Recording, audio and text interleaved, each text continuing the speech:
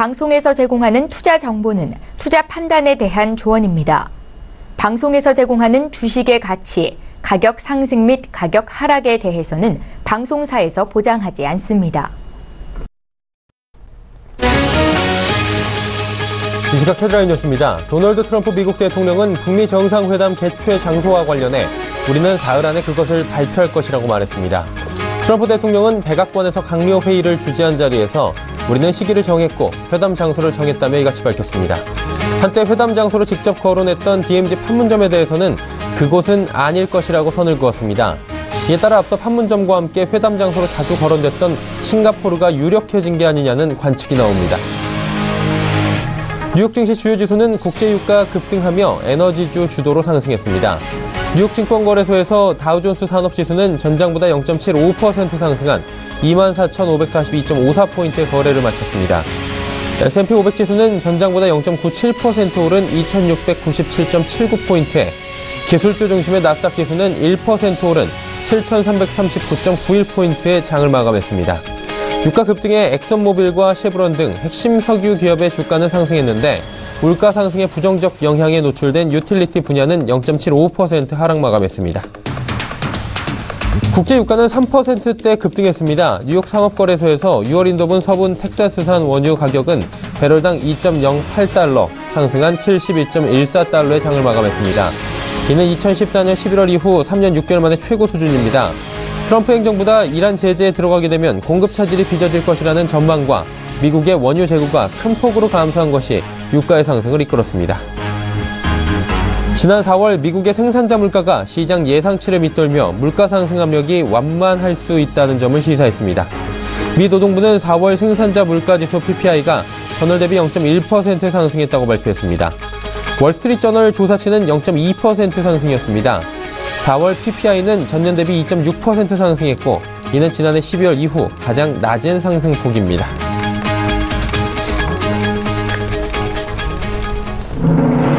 시청자 여러분 안녕하십니까. 출발 증시와이드 1부 문을 열도록 하겠습니다. 서정덕입니다. 간밤에 뉴욕 증시는 국제 유가의 급등의 영향을 받으며 상승 마감을 했습니다. 트럼프 대통령의 이란 제재가 전전일에는 유가에는 별 영향이 없을 것이다 라는 이야기가 조심스럽게 나왔었는데 그것이 아니었나 봅니다. 유가 급등으로 이루어졌고요. 이란 제재가 현실화가 시작이 된다면 공급 차질 부분이 나올 것이다 라는 부분이 부각이 된 겁니다.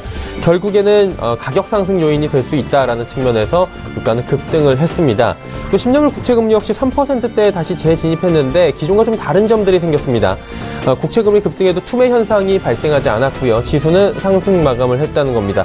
유가 급등에 따른 에너지주 집중하는 모습을 보였고요. 유틸리티주는 조금 전에 설명해드린 대로 하락 마감을 하는 모습들을 보였습니다. 오늘 시장 역시 트럼프 행정부의 이란 제재에 따른 유가의 변동성에 관련된 이슈들과 또 기타 여러 가지 간밤에 들어왔던 글로벌 이슈들에 집중이 될 것 같은데요. 장 시작 전까지 하나하나 짚어보면서 오늘장 개장 맞이해보도록 하겠습니다. 출발 증시와이드 1부 출발합니다.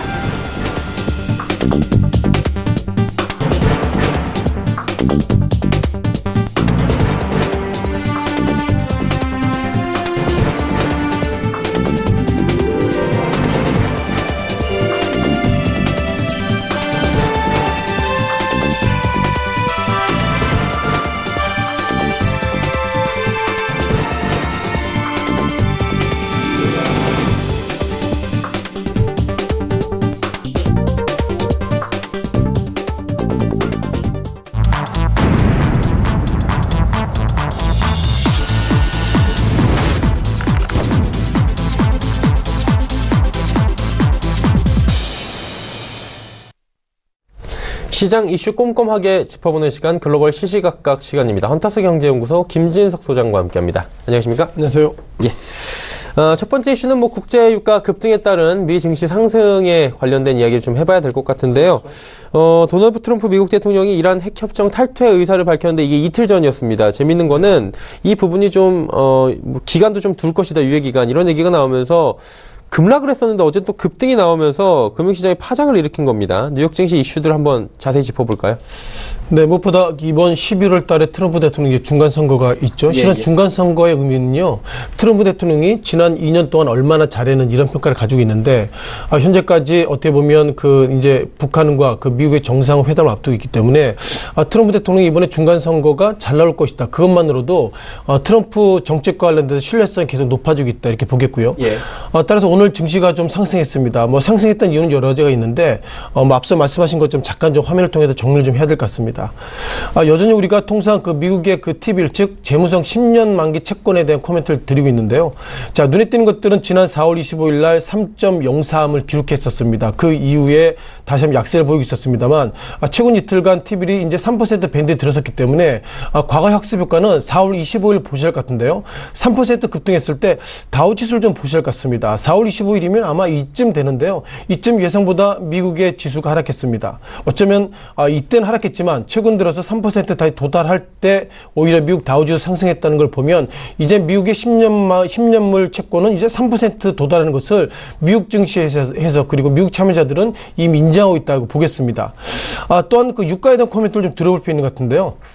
자, 유가는 실은 그동안 고민이 많습니다. 아시는 것처럼 직전 오바마 전 대통령이죠. 오바마 전 대통령이 있을 때 이란과 핵 관련 타결을 했습니다. 타결을 주된 내용은 뭐냐면 이란이 앞으로 핵 관련돼서 이제 다시 한번 발사라든가 이런 연구를 안 하는 대신에 그 대신에 미국을 포함한 6개 국가가 경제적인 지원하겠다. 이것이 직전 오바마 대통령 치적인데요.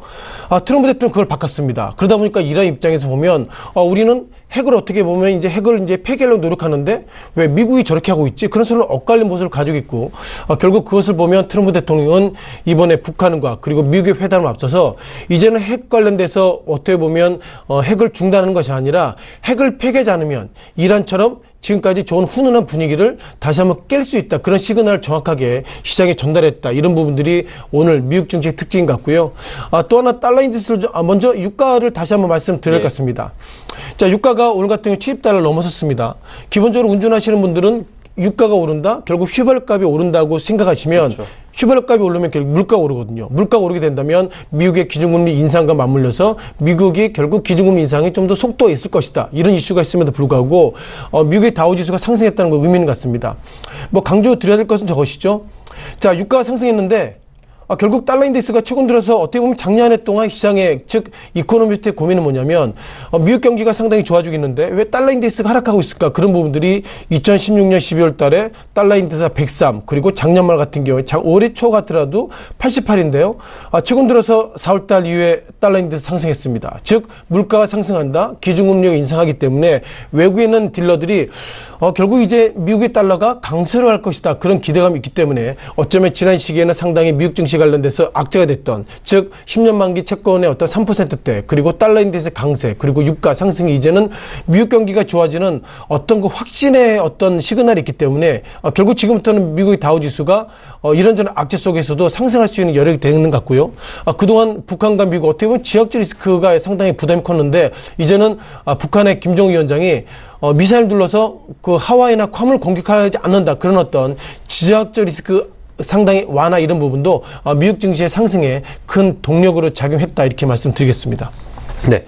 이게 기존의 달러 인덱스가 아무래도 여러 가지 경기 선행지표로서 엇박자를 냈던 것들과는 지금의 상황은 조금 이제 달라질 수 있다라고 보시는 거네요. 네, 그렇죠. 예.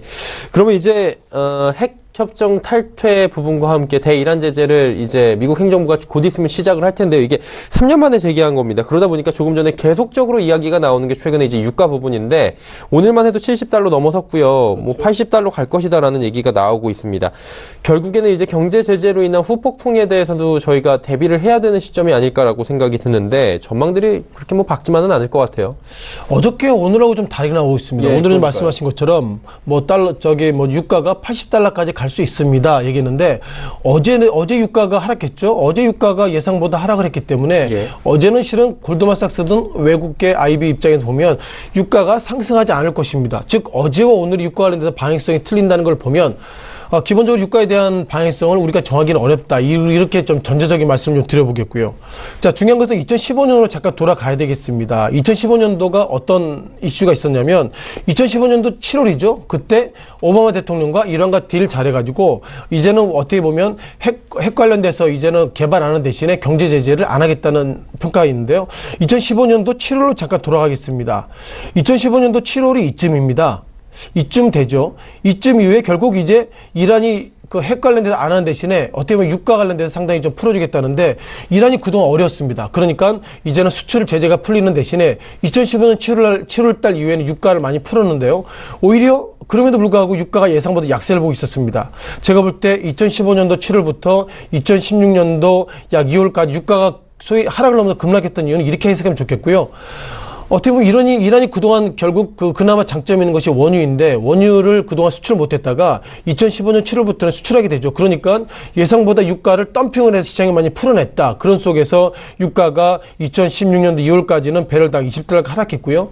다만 그 이후에 이제는 이란 입장에서 보면 조금 이제 숨통이 트이니까 다시 한번 수급 조절을 통해서 유가가 상승할 수 있는 동인을 일단 보이고 있다 보겠고요. 다만 눈에 띄는 것들은 최근 들어서 유가가 상승했습니다만 엑스모빌 비롯해서 미국계 어떤 종목들을 좀 보면 좋겠습니다. 예. 엑스오엠부터 보시면 좋겠는데요. 자, 엑스모빌의 주가 모습인데요. 자, 유가 아시는 것처럼 어제와 오늘 이틀간 상승했습니다. 또한 오늘도 유가 상승했기 때문에 기본적으로 에너지 주 중심으로 한 유가 상승은 기본적으로 전망이 앞으로는 더 지금보다 더 상승할 수 있는 여력이 있다. 그런 관점 속에서 상승했다 말씀 드려보겠고요. 통상 쉐브론에 대한 어떤 주가 인덱스도 있습니다. 자, 쉐브론 주가 어떻게 보면 3월달 이후에 주가 상승했습니다. 물론 이것이 지난 미국이 어떤 시리아 공격을 비롯해서 중동발 악재가 있기 때문에 중동발 악재 그러면 학습효과는 유가가 어떻게 보면 그만큼 원유 생산을 못하기 때문에 유가 급등할 수 있습니다. 이런 부분들이 어떻게 보면 엑스모빌 비롯해서 쉐브론의 주가 상승과 좀 맞물리겠다 보겠습니다. 따라서 이것을 국내 증시하고 좀 맞물려서 보시면 좋겠는데요. 유가가 80달러까지 가게 된다면 국내 증시에 관련돼서 정유 3사는 어떤 모습 보일까 이런 부분들이 가장 큰 고민인 것 같습니다. SK 이노베이션부터 말씀드려보겠죠. 통상 우리가 정유 3사라고 말씀드리는데 눈에 띄는 것들은 올 초입니다. 유가가 상당히 65달러 밴드에 따라서 어떻게 보면 2018년도 1월부터 4월까지는 유가 상승과 하락과 맞물려가지고 SK이노베이션 주가가 상당히 연동한 모습을 가지고 있고요. 눈에 띄는 것들은 4월달입니다. 4월달 이후에 유가가 60달러 넘었을 때마다 예상보다 SK이노베이션 주가는 하락하고 있다는 거 보면 결국 우리 정유 3사는 60달러 밴드를 넘어서게 된다면 결국 주가는 하락할 여지가 있다. 그런 시그널을 좀 보이겠다 보겠고요. 또한 데이터 관련된 S오일도 보겠습니다. 이건 확연하게 좀 차이가 나고 있는데요. 자, 유가가 60달러 터치함에 따라서 즉 유가가 60달러 이상에 갈 때마다 예상보다 S오일의 주가는 하락하고 있다는 걸 보면 전체적으로 정유 3사는 배럴당 60달러 넘어서게 된다면 오히려 주가는 하락할 수 있다. 이런 부분들을 좀 보이면 좋겠고요. 또한 이걸 보셔야 할 것 같습니다. 어쩌면 이제 트럼프 대통령이 즉 미국이 앞으로는 이란과 관련돼서 이제는 거래하지 않겠다 이런 시그널을 보이겠는데 한국은 어떤 모습을 보일지 데이터가 있습니다. 즉 코티스 즉 한국 입장에서 보면 원유 수입하는 데이터인데요. 중요한 것은 유의점 있는 것은 이란을 좀 보셔야 할 것 같습니다. 2015년은 그 단일 빼고요. 42,400인데 2016년도에는 11만입니다. 즉 2015년도 7월 달에 원유 관련돼서 수입을 한국이 안 했지만 미국이 이제는 어떻게 보면 수출 제재 해제하고 나서는 작년 즉 2015년보다 2016년도가 약 3배 이상 원유 수입을 많이 했는데요. 이제는 지금부터입니다. 만약 미국이 이란 관련돼서 원유 수출 관련돼 제재를 하게 된다면 어쩌면 우리가 다시 한번 2015년도로 그만큼 원유를 수입을 그만큼 우리가 그만큼 적게 해야 되는데 눈에 띄는 것들 한국 입장에서 보면 사우디아라비아가 수입 2016년도 기준으로 수입 1위 국가고요.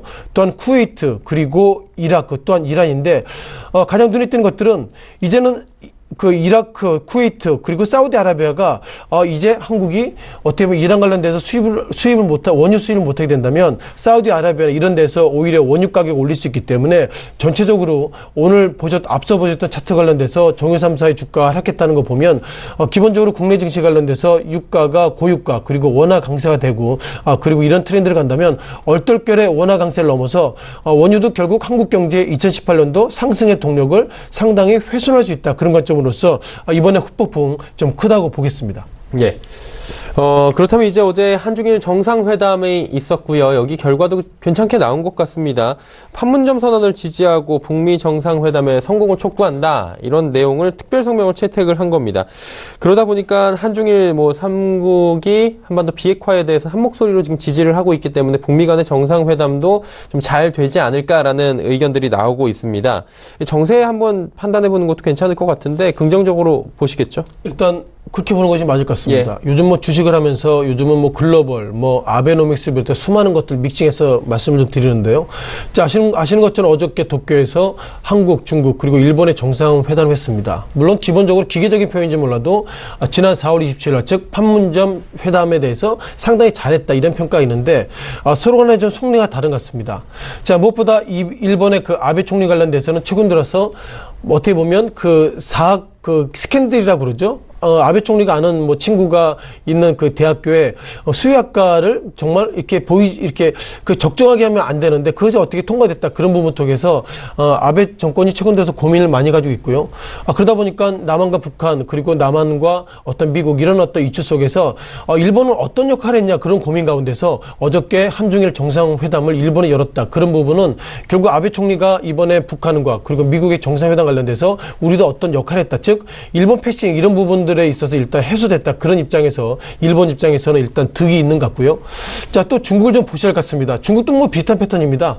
자, 북한과 미국 즉 북미 정상회담을 앞두고 있는데 중국 과연 어떤 헤게모니를 쥐고 있을까 이런 평가가 있는데 이틀 전에 김정은 위원장이 시진핑 주석을 만났기 때문에 중국 입장에서 봐도 어쨌든 이번에 북미 정상회담 관련돼서 우리 중국도 일정 부분 역할을 했어. 그런 어떤 정적인 헤게모니가 상당히 해소된 것이 이번에 한중일 정상회담의 특징인 것 같고요.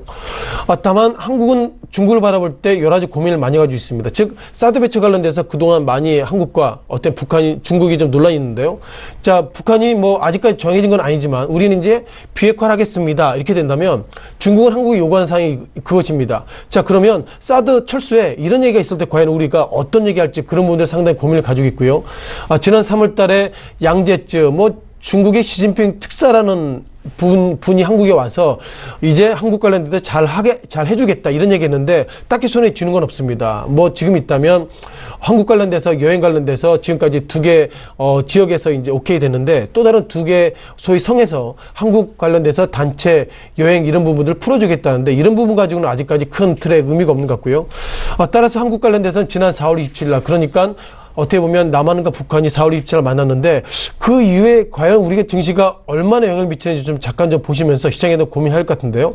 자, 국내 증시 관련해서 상당히 고민을 좀 많이 가지고 있습니다. 무엇보다 한국과 북한이 상당히 만남을 가지고 있고요. 잠깐 좀 차트를 좀 보셔야 할 것 같습니다. 자, 4월 27일 그러니까는 이때입니다. 4월 27일 날 우리가 남한과 북한이 소위 손을 잡았고요. 그러다 보니까 그 이후에 외국계는 예상보다 매수보다 매도로 많이 접근하고 있습니다. 따라서 우리가 많은 국내 참여자 관련돼서 4월 27일 날 즉 남북 정상회담 이후에 예상보다 주가가 많이 오르지 못했습니다. 남북 경협주 관련돼 올랐지만 예상보다 급락하고 있고요.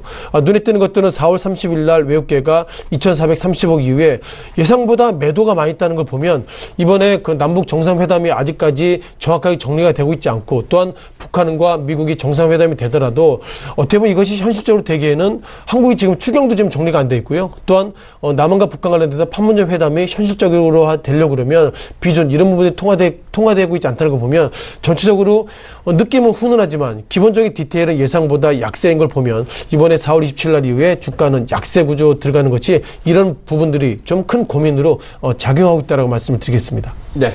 사실 판문점 정상회담 이후에 한중일 정상회담이 어제 있었는데 이 이야기들 정세에 대해서 하나하나 또 짚어주셨습니다.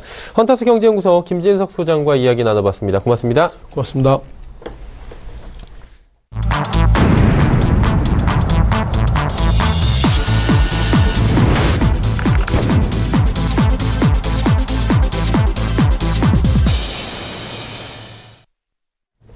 국내외 시장 쟁점을 분석해보는 시간입니다. 라이브 이슈타임이고요. SK증권 영업부 PIB센터 이재광 이사와 함께합니다. 이사님 안녕하십니까? 네, 안녕하세요. 예. 삼성바이오로직스 이야기를 좀 해봐야 될 것 같은데요. 17일에 감리위원회가 열립니다. 지금도 팽팽하게 금감원 측과 회계조사국이죠. 구체적으로는. 그리고 삼성바이오로직스 간에 지금 계속해서 언쟁이 오가고 있는 상황인 것 같은데요. 이게 일반 재판처럼 진행이 된다. 이번에 이런 얘기들까지 나오더라고요. 치열한 공방이 아무래도 뭐 예상이 되고 있고요. 삼성의 변호인단 뭐 만만치 않다라는 얘기들 나오고 있는데 어떤 관전 포인트가 있을까요? 네. 삼성바이오로직스 사태가 일파만파로 확산되는 그런 모습을 보여주고 있습니다. 특히 한때 코스닥 시장과 코스피 시장에서 시가총액 상위주로 부상하면서 제약과 바이오주의 상승을 이끌었던 일부 종목군들이 추풍낙엽처럼 크게 하락하는 그런 모습을 보였습니다. 물론 전일장에서는 반등의 모습을 보이면서 그동안 과대 낙폭에 따른 반발 매수가 유입되는 그런 모습을 보였습니다. 특히 이 삼성바이오로직스 회사 측에서 정부 당국의 강력한 분식회계 발표에 따라 강력하게 항의하면서 행정소송도 불사하겠다 하는 의지를 천명하고 나서 그 반등 가능성에 대해서 투자자들도 굉장히 관심을 갖고 있는 그런 모습입니다. 자, 정부가 이번 삼성바이오 사태에 대해서 대심제를 적용할 것으로 발표를 했습니다. 대심제라는 것은 일반 재판과 마찬가지로 검사부서와 그리고 제재 대상자가 동시에 출석해서 재판처럼 서로 치열한 공방을 벌이는, 그러니까 대리인들, 본인을 포함해서 대리인들, 변호사들이 서로 일반 재판처럼 치열한 공방을 벌이는 그런 재판 절차를 대심제라고 하죠. 이 대심제를 전격적으로 채택을 하면서 오히려 삼성바이오로직스 측에서는 우호적으로 작용할 가능성이 높지 않을까 하는 인식이 전일 삼성바이오로직스를 포함한 제약주들이 상승을 이끈 모습이 아닌가 이렇게 생각이 되고 있습니다. 이렇게 치열한 공방이 예상됨에 따라 이 본격적인 판결, 결정이 되기까지는 상당한 시간이 걸릴 가능성이 높아지고 있습니다. 물론 이것은 삼성바이오로직스 측에는 악재라기보다는 호재로 작용할 가능성이 굉장히 크지 않을까. 그것은 시가총액 장중 때 3위까지 올랐던 삼성바이오로직스가 제약과 바이오주를 대표하는 주식이라고 본다면, 종목이라고 본다면 제약과 바이오주들에 대해서는 그동안의 장기 조정에서 벗어날 가능성은 희망은 있지 않나 하는 의견이 지배적입니다. 따라서 이번 대심제 적용으로 인해서 투자 심리는 호전될 가능성이 굉장히 높다 이렇게 판단이 됩니다. 이번 삼성바이오로직스의 대심제 적용은 첫 번째는 아닙니다. 지난 2월에 정부 당국이 대심제를 할 수도 있다 하는 발표를 한 이후 한라중공업 이후에 두 번째 적용되는 회사로 알려지고 있습니다. 따라서 이번 삼성바이오로직스는 이 대심제를 통해서 본격적인 자기들 변론에 나설 것으로 알려지고 있으며 금융위원회, 소위원회 구성도 적극적으로 요청한 것으로 알려지고 있기 때문에 이 삼성바이오로직스와 금융당국의 치열한 공방은 계속해서 이어질 가능성이 불가피하지 않나 이렇게 생각이 됩니다. 따라서 이것이 결정될 때까지는 이 제약과 바이오주들이 급등락이 굉장히 요구되고 있기 때문에 투자자분들께서도 옥석을 가리는 철저하게 실적이 수반되는 펀더멘탈이 좋은 기초가 튼튼한 이런 제약과 바이오주로 옥석을 가릴 필요는 있겠다 이렇게 말씀을 드립니다. 이 문제가 결론이 날 때까지 결국엔 변동성이 큰 장세가 계속될 수 있다라고 지금 유의사항을 당부해 주셨고요. 또 이제 정치권에서 지금 시끌시끌한 게 사실 드루킹 댓글 조작 사건으로 알려져 있습니다. 이게 정치권은 정치권대로 지금 특검하자 안 한다 지금 목리다 이런 얘기들이 나오고 있는데 그것과는 별개로 지금 포털업체 네이버가 지속적으로 이야기가 나오고 있는 상황은 댓글 조작을 방조했다 뭐 이런 얘기가 나오고 있어서 이거에 대해서 지금 쇄신안을 2차로 발표를 했습니다. 아웃링크 도입하고 뉴스 편집에서 손 뗀다. 모바일 부분 들어가면 그 보이는 것들 한 가을쯤 되면 다 없애버리겠다. 이런 얘기까지 했는데 이것들이 네이버 주가에 그동안 눌려있던 것에 호재가 될까 아니면 오히려 광고 쪽에서 악재가 되면서 주가를 끌어내릴까라는 부분에 대해서 시청자분들은 궁금하실 텐데 이사님 이 부분은 어떻게 보십니까? 네, 6월 13일 날 있을 지방선거를 앞두고 있는 시점이기 때문에 그렇지 않아도 시끄러운 정치권에 이 드루킹 댓글 사건이 또 한 번 커다란 파문을 일으키고 있는 그런 모습입니다. 일부 야당 대표는 이거 특검을 적용해야 되는 것이 아니냐 하는 표현을 서슴지 않고 하고 있는 그런 모습입니다. 사실 이 댓글 사태로 인해서 대표적인 기업 네이버가 지난 1월 초에 97만 5천 원, 대망의 100만 원대 진입을 눈앞에 두고 있는 시점에서 급락하기 시작해서 지금 4개월째 연속 하락하는 그런 모습입니다. 이번 달 초에는 70만 원대 초반까지 71만 원대까지 급락하는 그런 모습을 보였는데요. 그렇지 않아도 장기 하락에 따른 반등 가능성이 높아지고 있는 시점에서 이번 네이버의 전격적인 뉴스 편집 중단 선언은 그동안 악재로 치부됐던 그런 네이버의 일말의 가능성을 내비친 그런 모습이 아닌가 생각이 됩니다. 최소한 이번 사태로 인해서 네이버의 추가 악재라고 보기에는 어렵지 않느냐 하는 인식이 지배적입니다. 저 또한 그렇게 생각하고 있습니다. 이번에 어제 그 네이버 대표가 전격적으로 발표를 했죠. 뉴스 편집을 중단하겠다. 그래서 검색 중심 포털 업체로 다시 주력하겠다 하는 선언을 했습니다.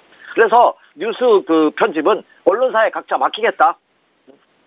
그래서 언론사의 댓글 정책에 대한 자율권을 보장하겠다 하는 설명을 했습니다. 그래서 언론사는 그 뉴스 편집을 담당하는 뉴스판을 운영하고요. 물론 인공지능 AI를 통해서 뉴스피드판을 제공하겠다는 발표를 했지만 이것은 보완적인 차원에 그칠 것으로 알려지고 있습니다. 또한 아주 큰 그 양보를 크게 결단을 단행을 했죠. 뉴스판에서 발생하는 모든 광고 수입에 대해서 전액 세금을 제하고는 언론사에 제공하겠다 하는 선언을 했습니다. 물론 앞서도 말씀해 주신 바와 같이 광고 수입이 그로 인해서 네이버가 엄격하게 타격을 입을 가능성에 대해서 일부 우려하는 목소리도 제기되고 있습니다만 오히려 공정적인 측면에서 본다면 투자 심리에 긍정적인 역할을 할 것이에는 자명한 일이 아닌가 이렇게 생각이 되고 있습니다. 또한 말씀해 주신 바와 같이 기사를 클릭할 때마다 그래서 언론사 홈페이지로 연결되는 다운링크를 적극적으로 도입하겠다. 그렇게 된다면 언론사와 이 포털 업체의 어떤 윈윈 정책 가능성도 제기되고 있는 그런 모습을 보여주고 있다는 점입니다. 이번에 네이버가 전격적으로 발표하면서 댓글 사건에 대한 대비책이랄까 재발 방지책에 대해서도 적극적으로 강구하는 그런 모습을 보여주고 있습니다. 특히 네이버 측에서는 댓글 모니터링을 철저하게 강화하겠다. 모니터링 체계를 하는 발표를 했고요. 또 하나는 소셜 댓글 계정에 대한 작성에 제한을 두겠다. 또한 동일 전화번호로 여러 가지 여러 계정에 대해서 댓글을 사용하는 것을 제한하겠다. 그리고 반복성 댓글을 제한하겠다. 그리고 또 비행기 모드에서 IP 변경 방식을 통신사에 협조 요청을 하겠다 하는 등 다각적인 이 댓글 재발 방지책을 내놓기 때문에 이번 네이버가 전격적으로 전일 발표한 이런 최신책은 그렇죠? 투자 심리에는 긍정적으로 작용할 가능성은 상당히 높은 그런 모습이다 이렇게 말씀을 드립니다. 다만 투자 심리가 긍정적으로 작용한다 하더라도 주가가 상승 반전할 수 있느냐의 여부는 좀 더 지켜볼 필요는 있습니다. 물론 4개월간에 같은 단기 급락에 따라서 주가 반등 가능성이 내포되고 있는 단기 급락 국면이기 때문에 반등 가능성이 있지만 이 반등이 상승으로 전환될지 여부는 투자자분들께서 하나 체크해볼 그런 상황이 아닌가 이렇게 예상이 됩니다. 주가가 긍정적으로 당장 움직일 수 있을지는 아직 미지수다 이렇게 짚어주신 것 같아요. 벌써 그리고 따져보니까 5월 옵션 만기일이 오늘로 당장 다가왔습니다. 어제 그저께 장이 좀 밀리고 갑자기 올라온 이 변동성이 오늘을 위한 것이 아니냐라는 이야기들도 살짝 있는데 투자 전략 이사님 어떻게 세우는 게 좋을까요? 예, 참 이 국내 투자자들 그렇지 않아도 이게 지금 남북 간에 해빙 무드가 만연하게 조성됨에 따라 그동안 국내 증시를 억눌렀던 컨트리 리스크가 해소된다면 국내 증시도 레벨업의 가능성이 있지 않느냐? 다시 말해서 코스피 시장이 대망의 3,000포인트를 향해 순행할지도 모른다 하는 기대감이 부풀었죠. 지난달 말까지만 하더라도. 그런데 미국을 포함한 선진국 증시 그리고 우리나라 인접한 일본과 중국 등 동남아 증시는 안정적인 모습을 보였음에도 불구하고 국내 증시는 반등을 못하고 3일 연속, 4일 연속 하락하는 그런 모습이 펼쳐지고 있습니다. 특히 국내외적으로도 여전히 변동성이 큽니다. 특히 미국 트럼프 대통령이 예상한 바와 같이 이란과의 핵 협정을 탈퇴를 했습니다. 그래서 중독의 위기감이 고조되는 그런 모습을 보였는데 오늘 새벽까지 뉴욕 증시는 상승을 했습니다. 그 이유는 유가의 상승이 에너지주들의 상승을 이끌면서 미국 시장도 상승을 했고요. 미국 시장에 앞서 마감됐던 유럽 증시도 에너지주들이 장을 이끌면서 상승하는 그런 모습을 보였습니다. 일본의 니케이 지수도 그렇죠. 중동 위기감에도 불구하고 토요타 등 일부 기업들의 실적이 호전됨에 따라 상승하는 그런 모습을 보였습니다. 중국 증시도 중동의 위기감에도 불구하고 상승하는 그래도 상승 기조가 유지되는 그런 모습을 보였는데요. 이번에 MSCI 중국 지수가 MSCI 신흥국 그 지수에 편입되죠. 그 기대감이 오히려 하락폭을 제한시키는 상승 기조를 유지하는 그런 모습을 보였다는 점입니다. 그런데 유독 대한민국 증시만 연일 외국인들이 지속적인 매도에서 약세를 보이는 그런 모습을 보이고 있다는 점입니다. 더군다나 미국 증시를 이끌고 있는 것이 일부 기업들이 실적 호조, 더군다나 기술주의 대명사라 할 수 있는 그죠? FAANG죠. 페이스북, 애플, 아마존, 넷플릭스, 그렇죠? 구글 이들 동료목권들이 장을 이끌고 있는데 국내 증시의 대표주자, 기술주라 할 수 있는 반도체 관련주들은 연일 그렇죠 약세를 면치 못하고 있는 그런 모습을 보여주고 있습니다. 주식 투자를 시장을 판단할 때 상승할 시점에서 상승하지 못하면 오히려 우리가 알지 못하는 약세로 전환될 가능성에 대해서도 우리가 염두에 둬야 된다는 말이 있는데요. 국내 증시 역시 이번 주가 고비가 될 가능성이 크지 않을까 이렇게 생각이 됩니다. 해외 증시 순풍에도 불구하고 국내 증시는 여전히 바닥을 박박 기고 있는 이런 역현상이 과연 언제 해소될지 여부는 아직 미지수이지 않나 생각이 됩니다. 하지만 국내 증시라고 예외가 될 수는 없지 않나 생각이 됩니다. 어차피 전 세계가 글로벌화되어 있는 현 시세의 흐름에 따른다고 본다면 국내 증시도 이번 주를 기점으로 해서 상승의 전환 가능성은 여전히 상존한 그런 모습을 보여주고 있고요. 저도 상승 전환 가능성에 무게 비중을 두는 투자 전략을 여러분에게 말씀을 드립니다. 어제 폼페이오 미국 국무장관이 전격적으로 북한을 방문을 했습니다. 자, 이제 북한과의 북미 정상회담 가능성이 현실화되고 있는데요.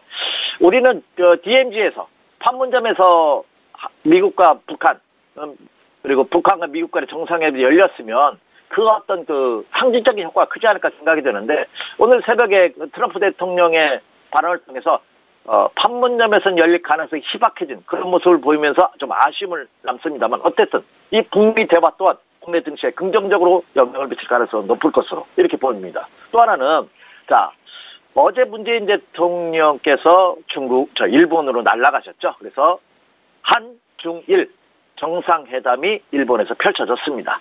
역시 이제 긍정적인 회담으로 오군 가서로 보이는데 이 또한 주식시장에 호재로 작용할 가능성은 높지 않을까 이렇게 예상이 됩니다. 자, 그리고 제가 이제 우려하는 것이 이제 환율입니다. 5일 연속 국내 시장에서 매도 물량을 내놓고 있는 외국인 투자가들, 이 외국인 투자가들 추가 매도를 내놓는다면 국내 증시의 상승을 예상하기는 상당히 어렵습니다. 더군다나 미국이 금리 인상 가능성을 더 확실히 함에 따라 이머징 마켓 시장, 신흥국 시장에서 자금이 계속해서 유출되는 그런 모습을 보이고 있고 일부 남미 국가는 모라토리움의 위기마저 대두되고 있는 것이 현실입니다. 한국은 예외가 될 것이다 하는 일부 긍정적인 논란은 벌쳐지고 있습니다만 과연 외국인들이 국내 주식시장의 매도가 언제 멈출지 한번 지켜볼 필요가 있겠는데요.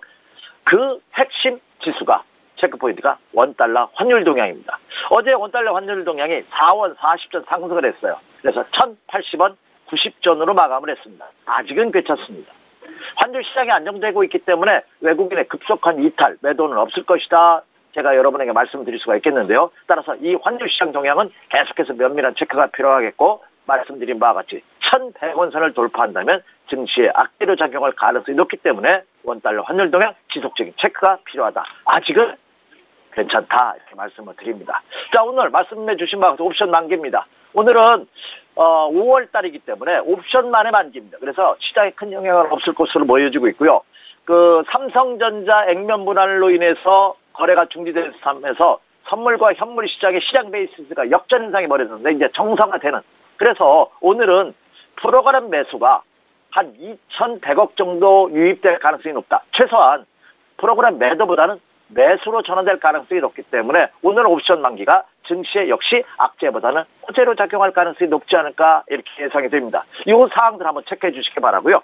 자, 그리고 결론적으로 투자 전략을 말씀드리자면 이미 앞서 언급해 드린 바와 같이 저는 국내 증시도 아직 상승 기조가 유지되고 있기 때문에 매수 마인드 전략에는 변함이 없다 이렇게 말씀을 드립니다. 다만 해외 증시와는 다르게 국내 증시는 여전히 약세 국면입니다.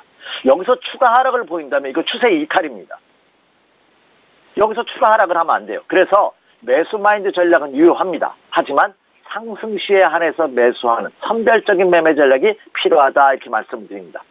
전일 기준으로 국내 코스피 시장의 지수가 2,443포인트입니다.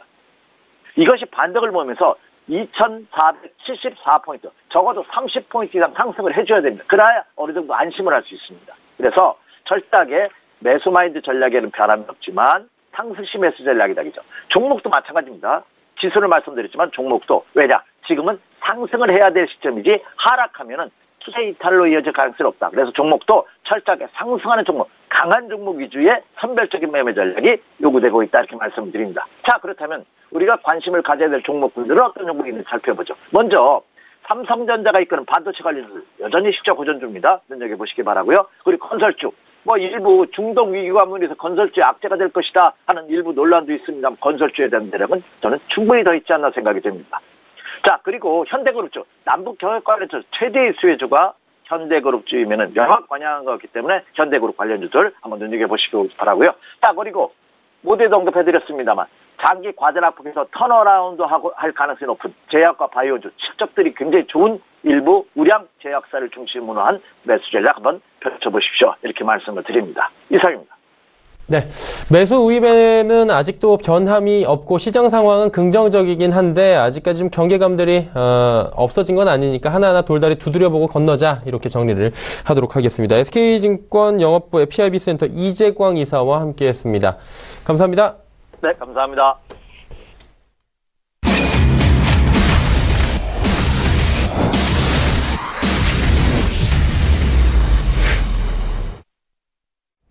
선재 트레이더의 선물 하이킥 시간입니다. 선재 트레이더 연결되어 있다고 하는데요. 바로 만나보도록 하겠습니다. 안녕하십니까? 네, 안녕하십니까? 예. 반갑습니다. 네.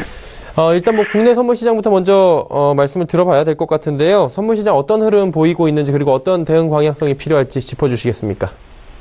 네, 어제 316지수 지속적으로 저항을 받으면서 312지수까지 밀린 모습들이었습니다. 우선 저희는 이 추세가 이탈되더라도 312지수에서는 한번 받아서 다시 끌고 와도 좋다 이렇게 말씀을 드렸고요. 그 다음에 우선 만기 때는 317지수에서 18지수 부분에서 끝날 걸 기대해보고 싸우자 이렇게 말씀을 드렸습니다. 전반적으로 국내 선물 이렇게 평행한 채널로 지속적으로 흘러가고 있는 상태였고요.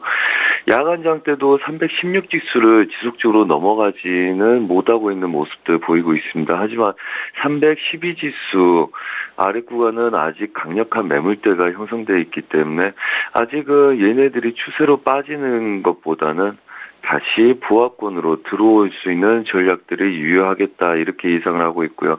자, 그렇다면 어제 추가적인 하락 이후에 꼬리를 달고 다시 추세 안으로 끼어 들어온 모습들입니다. 물론 저항은 316지수를 지속적으로 받고 있고요. 자, 그렇다면 어제 미국 지수들 반등할 때 국내 선물 지수는 야간장에도 그냥 부하권을 형성하고 있었습니다. 과연 오늘 316지수를 다시 안착할 수 있는지에 주목할 필요가 있겠고요. 그 다음에 아래 저가 지지력들은 312지수가 이탈하기 시작을 한다면 그거는 좀 추세적으로 위험할 상황이 될 수 있고요. 우선 관점은 다시금 부합 구간에서 만기를 맞이할 가능성이 가장 높다. 저는 이렇게 보고 있어서 오늘 316지수를 안착할 수 있는지에 주목을 할 생각이고요. 그게 안착하기 시작을 한다면 320지수를 맞고 부합권을 들어가는 모습들, 한마디로 318지수까지의 매수의 전략을 한번 노려보겠다.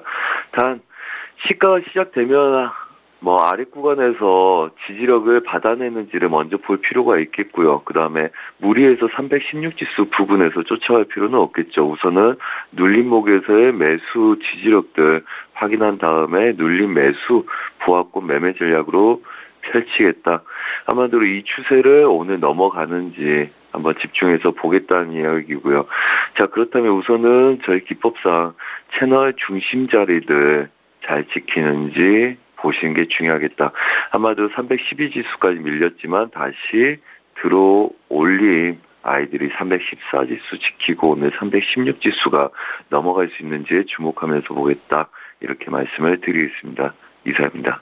네, 지수가 316에 안착하는지 한번 확인을 해보고 저항선인 318까지 한번 확인을 해보자라고 말씀을 해주셨습니다. 국내 증시, 국내 선물 시장 말씀해 주셨고요. 그렇다면 해외 선물 시장 궁금한데요. 어떤 지금 동향을 보이고 있는지 전략들까지 함께 들어볼까요? 네, 우선 달러 인덱스 먼저 보겠습니다. 달러 인덱스는 지속적으로 고가를 높이기 시작하며 꼬리를 달고 밀리는 모습들 보이고 있습니다. 우선은 틱봉상에서는 이 추세선을 어제 그어놔 드렸었고요. 여전히 아래 구간들 지지력들 받아내고 윗 구간 저항은 그대로 두고 있는 모습들입니다. 자, 그렇다면 얘를 뒤집었을 때 다른 종목들의 상관관계가 보이겠죠. 그래서 저가를 낮췄을 때는 신저가에서는 계속 들어올리는 모습들 보였을 거라 예상을 하시면 되겠습니다. 우선 유로달러 아래 구간들, 어제 말씀드렸던 구간들, 지지력들 받쳐내는지를 잘 보자 말씀을 드렸었습니다. 그래서 이 구간들이 핵심 보합이다. 어제 약간 이탈한 모습들 보였지만 여전히 반등을 주고 다시 야간장에 밀린 모습들 보였었습니다. 어제 저희는 이 구간에서의 매수 전략과 그 다음에 매도 전략, 그 다음에 다시 매수 전략을 드렸었는데 어제 야간장 때 별로 반등을 크게 하지 못하고 다시 머무는 모습들 보이고 있었습니다. 물론 사인은 약수익 구간에 정리를 들어가고 이 구간까지 1.1900대를 확인하고 마무리를 짓자 이렇게 말씀을 드렸었습니다. 단 우선은 이 구간대 지지가 되면 추가적인 상승 여력을 보자고 말씀드렸는데 어제 너무 힘이 없어서 작은 구간에 수익 청산을 했고요. 물론 금액은 크지만 기대하는 이상은 아니었습니다. 자, 그렇다면 오늘 예상 지지력들 그 다음에 예상 저항들 있겠지만 좀 큰 바운더리에서 13700대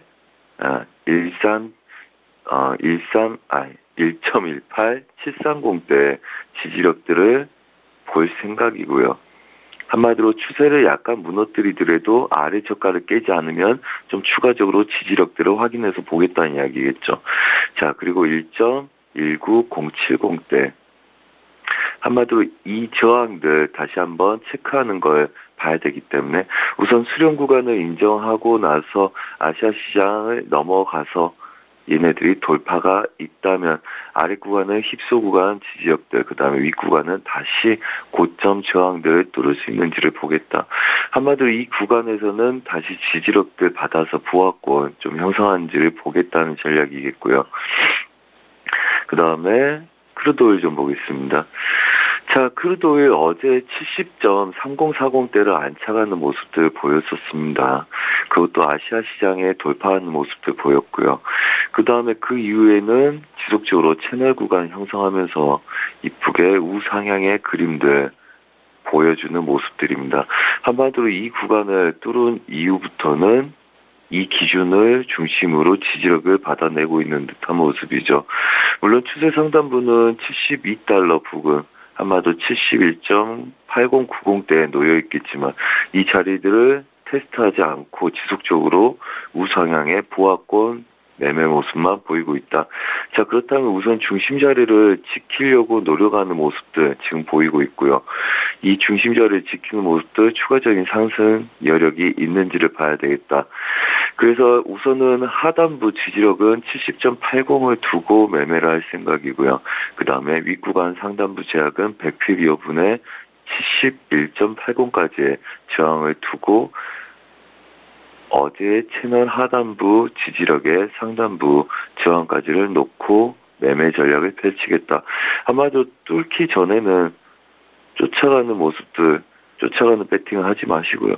약간 눌렸을 때 작은 손절로 매수 대응을 하셔서 윗구간들 뚫을 수 있는지를 보시고 매수가 좀 혹시라도 두렵다 하신 분들은 우선 72달러 확인하는 걸 기다리셨다가 되돌림 차익만 보는 매매 전략에 유효하겠다. 굳이 공격적으로 손댈 필요는 없다는 관점이고요. 우선은 이란의 제재도 최소한 2, 3개월 이상은 걸리는 구간들이기 때문에 오히려 많이 올라간 아이들은 한 번씩 차익 나올 것도 대비해서 매매 전략을 세우시라 말씀드리겠습니다.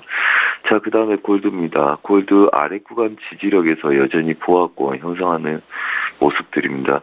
자, 그렇다면 전체 보합 구간 모습들은 이 구간이겠지만 우선은 1311달러부터 1315달러까지 보합권 형성할 모습들이 보이고요. 이 구간을 돌파한 이후에 방향성들을 추가적으로 보시되 달러 인덱스의 향방에 좀 더 관심을 가지면서 같이 연동해서 보시는 게 좋겠다. 이렇게 말씀을 드리겠습니다. 이상입니다. 네, 골드 부분까지 또 상세히 짚어주셨습니다. 선재 트레이더와 함께했습니다. 오늘 말씀 감사합니다. 네, 감사합니다. 네. 출발 증시와이드 1부 함께 하셨습니다. 잠시 뒤 2부에서는 라이브 매매 타임 이어지는데요. 일단 날씨를 먼저 저희가 짚어보고 나서 2부 함께 할 텐데요. 라이브 매매 타임 시간에는 이슈가 되는 특징주까지 함께 짚어드리니까요. 날씨 보고 나셔서 2부도 함께 쭉 해주시길 바랍니다. 2부에서 뵙겠습니다. 고맙습니다.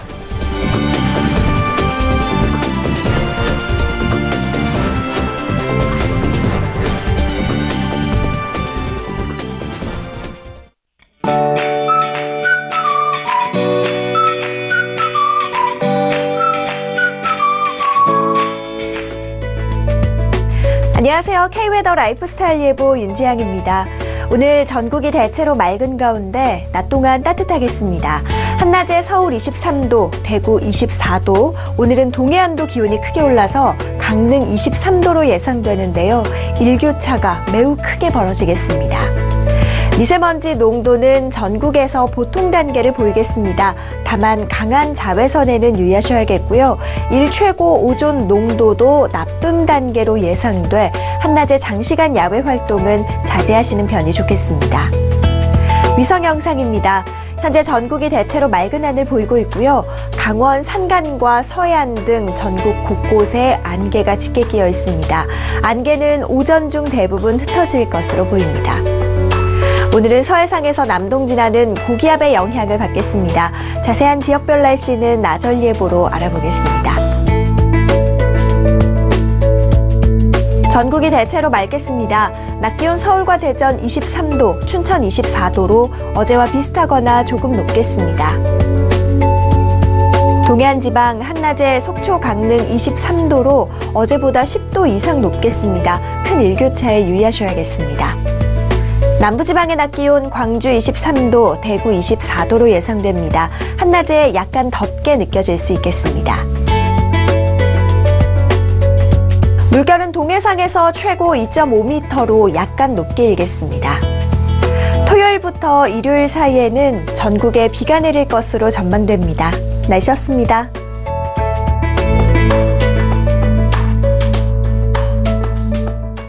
본 방송에서 제공하는 투자 정보는 투자 판단에 대한 조언입니다.